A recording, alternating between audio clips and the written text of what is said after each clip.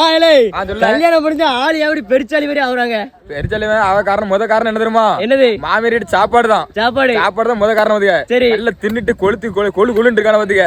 நல்லா mutton chicken நல்லா சாப்பிட்டு நல்லா தெம்பா இருக்கான பாத்துக்க. சரி, நம்ம பேர் ஆளு எப்படி ஒல்லியா இருக்கோண்டு வெள்ள மண்டல வர ஆளு எவ்வளவு ஒல்லியா இருக்கான் பாரு.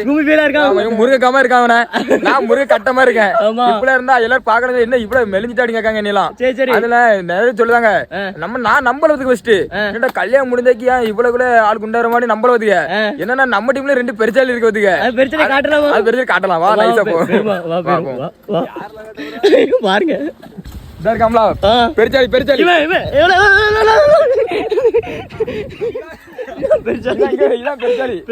பெருச்சாலி இன்னும் ஃபர்ஸ்ட் பெருச்சாலி. ஆமா இன்னொரு பெருச்சாலி இருக்கு. அந்த பெருச்சாலி காட்டு. இன்னொரு பெருச்சாலி ரெண்டாவது பெருச்சாலி. இது ரெண்டாவது பெருச்சாலி. எது பெருச்சாலி? நீதான்.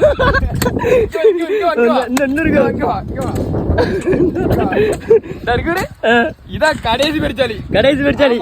ஆமா வீட்டுல இப்ப சோகமா இருக்கான். கேட்டேன் இப்ப சாப்பாடு உடம்பு வந்து மெலிது மாப்பிள சாப்பாடும் சரியில்லைங்க. யாரு கேட்க வேற வீட்டுல துட்டு கொடுத்தானே சோறு கூட பொண்டாட்டி சும்மா கையில வச்சு எப்படி சோறு கூட. அதனாலதான் ஆளு வந்து மெலிஞ்சிருக்கா. இப்போ இன்னும் 2 மாசத்துல பாரு. இப்ப பாரு அடுத்த வாட்டி வெயிட் எப்படி ஆறுது பாரு. அடுத்து மாமியார் வீட்டு போறோம்ல விருந்துக்கு. ஆமா போட்டு விடாங்க.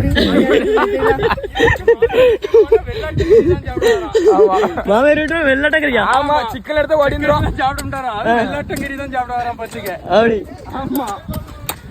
சரி பாப்பேன். பாப்போம் பாய்.